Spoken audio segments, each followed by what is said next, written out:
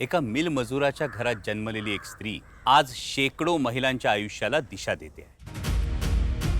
मी एक मिल कामगाराची मुलगी आहे. मुलं शिकवण्यासाठी स्वतःचा पापड उद्योग सुरू केला आणि मी 10वीत असतानाच वेगवेगळ्या सामाजिक संघटनेत कामाला लागले.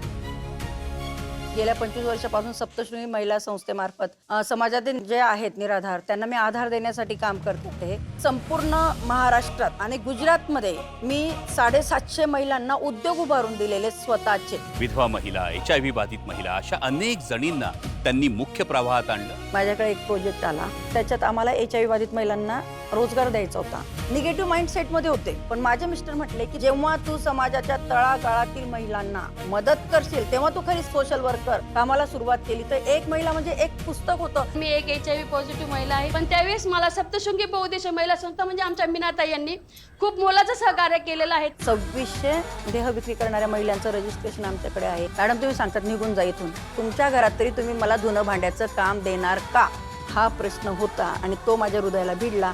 आणि म्हणून मी म्हटलं की नाही, यांना आपण हाताला काम द्यायचं. आईसाठी मी काहीच करू शकले नाही. बेरोजगार महिला आहेत त्यांचा मी आधार बनेल, तीच माझ्या आईला खरी आदरांजली राहील.